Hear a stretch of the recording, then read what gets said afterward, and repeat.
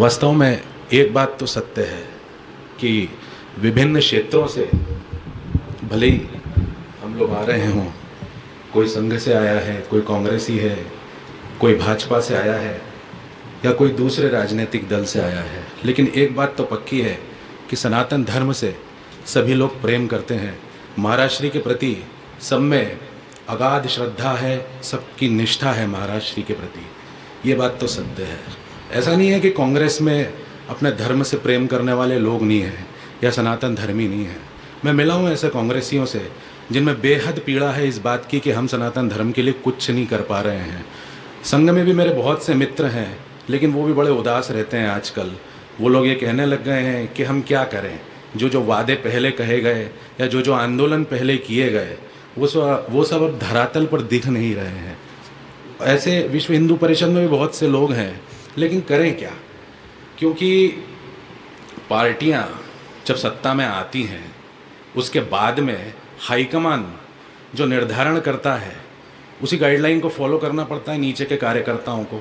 अब वो लाख सनातन धर्मी है, लाख सनातन धर्म से प्रेम कर रहा है, सब कर रहा है वो, लेकिन वो करे क्या? और पार्टी हाईकमान जो निर्णय लेती है वो अंतर्राष्ट्रीय दबावों के आधार पे लेती है, वो निर्णय लेती है तुष्टीकरण के आधार पर, वोट बैंक पॉलिटिक्स के आधार पर, विपक्ष को देख के वो निर्णय लेती है। अब कभी कदाचित सनातन धर्म हित में अगर निर्णय ले लिया तो सामने विपक्ष बैठा ही है ना। पक्ष का विरोध करना ही विपक्ष की रणनीति रहती है, तो वो तो विरोध करेगा ही सही। और फिर जनहित याचिकाएं तैयार रहती हैं। कभी संविधान के विरुद्ध कोई सरकार सनातन धर्म हित में कार्य करने लग जाए तो कोर्ट में याचिकाओं की फिर भरमार लग जाती है। तो हाईकमान इस आधार पर निर्णय लेता है, लेकिन चुनाव से पूर्व कुछ और कहा जाता है। अब ये पीड़ा तो जो है सबके अंदर है ही सही। और मैं ये बताना चाहता हूँ कि कोई किसी भी राजनीतिक दल का हो, कोई किसी भी संगठन का हो, लेकिन यहाँ पर यह बात समझना बहुत आवश्यक है कि हम किसके श्रीचरणार विंद में बैठे हुए हैं।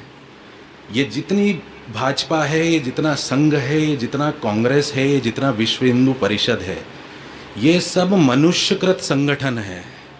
और ये जो परंपरा है जगत गुरु शंकराचार्य परंपरा, इसकी स्थापना के लिए भगवान शिव ने स्वयं अवतार लिया था।